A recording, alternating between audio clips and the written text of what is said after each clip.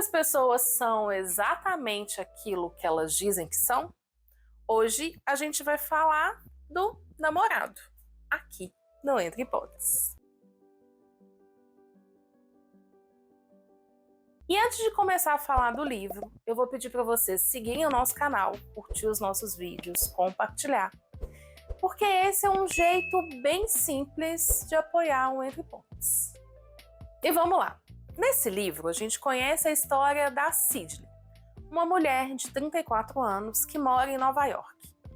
Sydney terminou um relacionamento há algum tempo com Jack, que é policial, e vem desde então se encontrando com caras que ela conhece em um aplicativo de relacionamento. Só que esse aplicativo tem um diferencial: só pode participar quem mora em Nova York.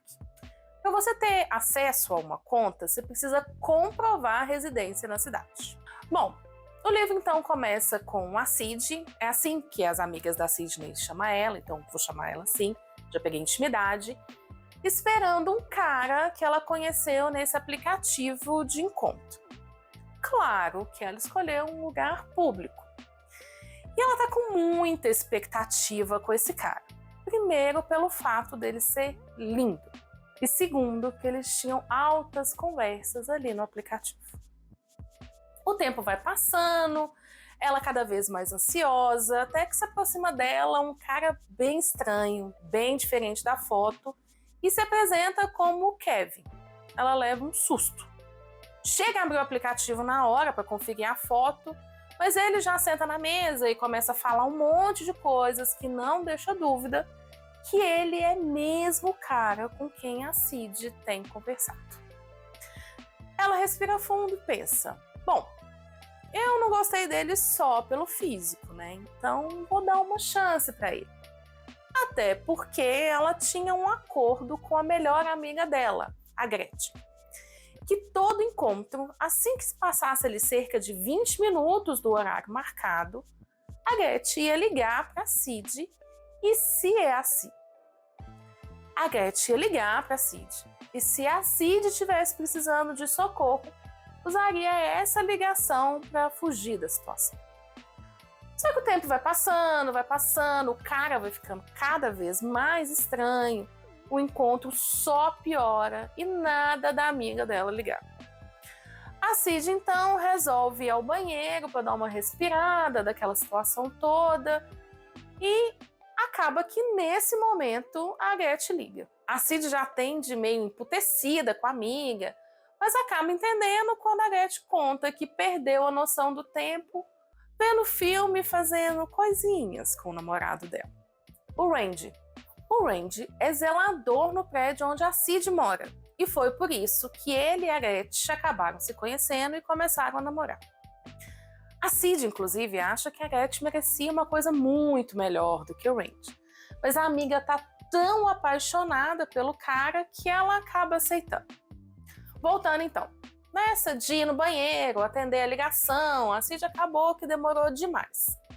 Quando ela volta para a mesa, o Kevin já tinha pedido a conta e estava esperando para ela pagar a parte dela ali. A Sid deixa bem claro que não se importa de pagar a parte dela na conta e nem a conta toda se for o caso. Mas o que incomodou ela nessa situação é que o Kevin estava cobrando dela bem mais do que seria realmente a parte dela. Só que aquele encontro estava tudo tão ruim, estava tudo tão esquisito, que ela fala que ela pagaria o dobro, o triplo, só para poder ir embora dali o mais rápido possível. Conta paga, finalmente hora de ir embora. Só que como estava bem tarde, o Kevin insiste em levar a Sid para casa. Ela faz de tudo para se livrar dele, mas não tem jeito. Então ela acaba cedendo e concordando. Só que como aquele não era o primeiro encontro dela com caras de aplicativo, ela já tem algumas táticas. Como aquela, né, da amiga ligar para ela. E a outra é nunca deixar o cara saber logo no primeiro encontro aonde ela mora. Então ela vai andando com ele na direção da casa dela, mas ali uns 3 quarteirões antes ela para na frente de um prédio qualquer e fala: moro aqui. Então ela finge que mora naquele lugar. E é nessa hora que o pior encontro da vida dela começa a dar sinais que vai se transformar na pior situação que ela já tinha vivido até então. Kevin não quer ir embora sem antes ter um beijo da Cid. Só que ela não quer de forma nenhuma beijar aquele cara horrendo.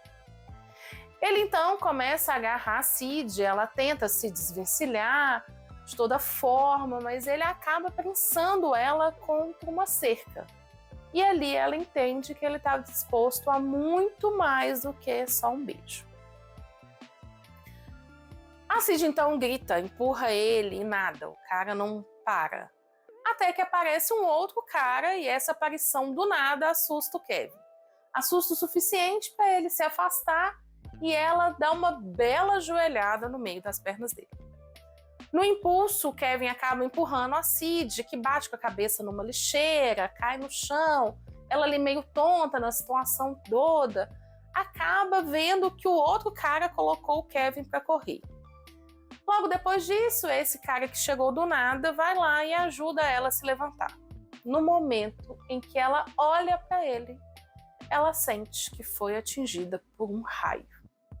Ela fica completamente impactada com a beleza do tal homem misterioso. Ela fica tão encantada por ele que mesmo naquela situação, ela confessa que não se negaria a passar o seu número de telefone ou marcar alguma coisa depois. Só que o cara não dá muita brecha para ela, não.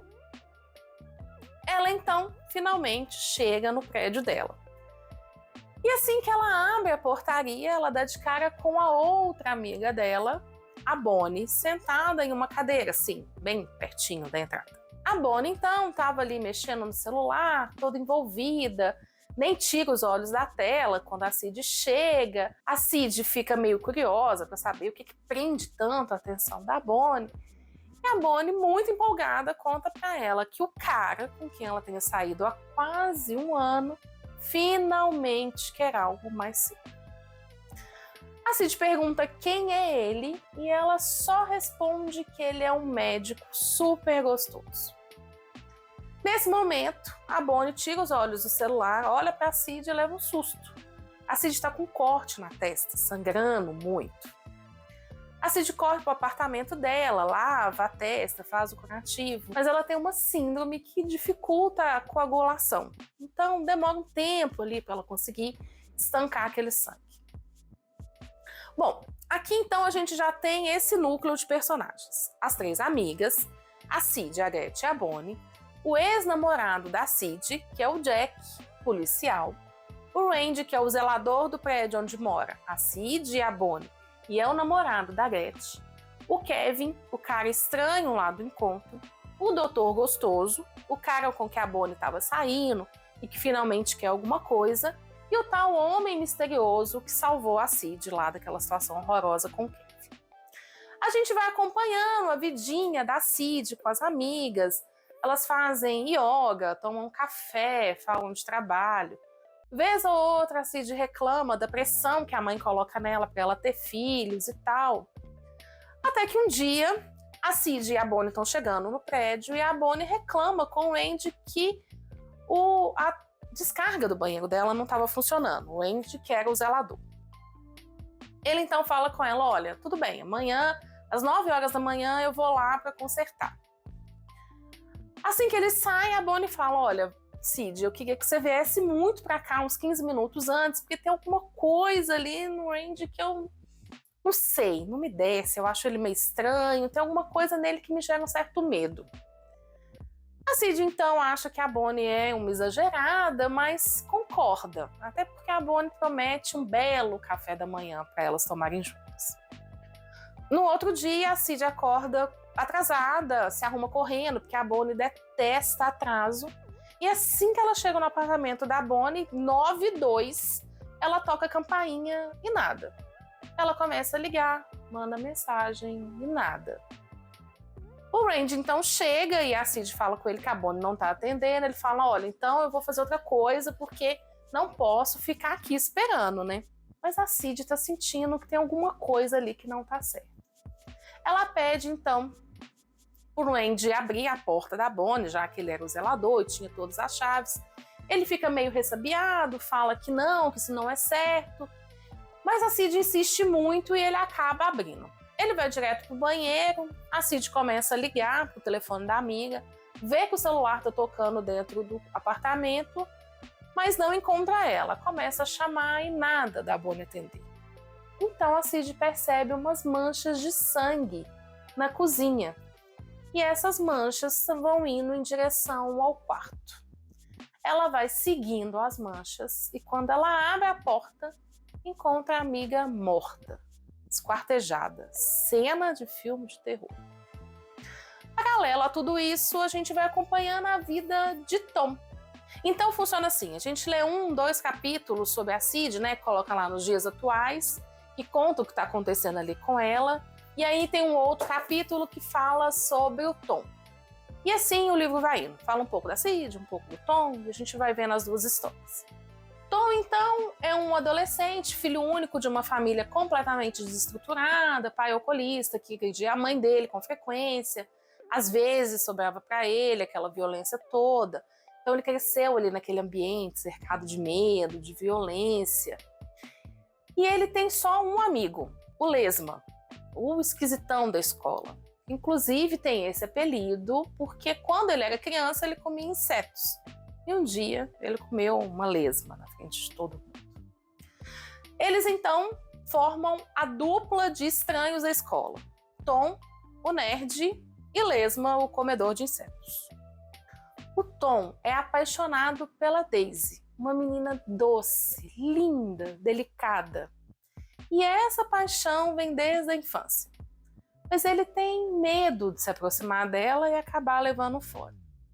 A Daisy tem uma amiga, a Alison, que deixa muito claro que não gosta do Tom de jeito nenhum, o que dificulta ainda mais a aproximação dele até a Daisy. Além disso, eles estão passando por um momento de tensão na escola. Uma aluna está desaparecida.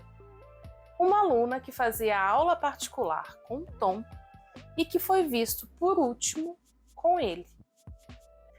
É claro, né, gente, que para saber quem é o Doutor Gostoso, quem é o homem que salvou a vida da Cid, quem matou a Bonnie, onde está a estudante desaparecida e como essas duas histórias se juntam, vocês vão ter que ler o livro. Esse livro não faz muito o meu perfil literário. Eu li porque eu vou participar de um clube de leitura e psicanálise e esse foi o livro escolhido pela organizadora. Além disso, tem aquilo que eu falei no vídeo do Ideias para Adiar o Fim do Mundo. Uma das delícias de participar de clubes de leitura é justamente essa. A gente acaba lendo aqueles livros que estão fora ali da nossa bolha e que a gente não leria. E um clube de leitura e psicanálise, claro que chamaria a minha atenção. Inclusive Freud fazia isso, ele fazia análise de personagens. Quando eu e a Larissa, a gente conversou sobre o canal, eu falei com ela que eu não queria muito esse viés filosófico ou psicanalítico aqui em cima dos livros. Eu queria um olhar da leitora. Mas é claro que não deu certo, né, gente? Não tem como separar uma coisa da outra dentro de mim. Então, vira e mexe, eu solto uma coisinha aqui, uma coisinha ali no meio dos vídeos. Mas uma análise mesmo, profunda, de algum personagem, eu nunca fiz. Por isso que eu fiquei empolgada com esse clube de leitura. Só que eu preciso ter um momento confissão aqui. Eu li o livro todo e fiz 3 anotações sobre psicanálise ao longo dele inteiro. Agora é esperar um encontro do grupo de leitura para poder ver o que eu deixei passar, né? O que eu deixei escapar. Como leitora, esse é um daqueles livros que eu li e tá bom, li. Não posso falar que é um livro ruim de jeito nenhum. Até porque eu devorei ele em 2 dias. Mas é bem isso. Li e ok. Não mexeu comigo, não me deixou pensativa, não me exigiu uma pausa. Tanto que eu terminei de ler ele de manhã e de tarde eu já comecei a ler outro livro. E isso não acontece com muita frequência. Normalmente eu preciso de um tempo, esperar decantar o que eu li ali. Lembra do vídeo que eu fiz sobre o prazer do texto, do Barthes? Quem não viu, vou pedir a Larissa para deixar um cardzinho aqui, ó. Então, nesse ele falava sobre a diferença do texto de prazer e o texto de fruição. Esse seria um texto de prazer, mas jamais de fruição. Mas é sempre bom sair da bolha, né, gente? Enfim, o namorado é a indicação da semana do Entre Pontes. E não se esqueçam de seguir o nosso canal, curtir os nossos vídeos, compartilhar e voltar na semana que vem para mais dicas. Afinal, se você ainda não é apaixonado por literatura, é porque não achou o seu livro certo. E o Entre Pontes está aqui para te ajudar a se apaixonar. Até lá!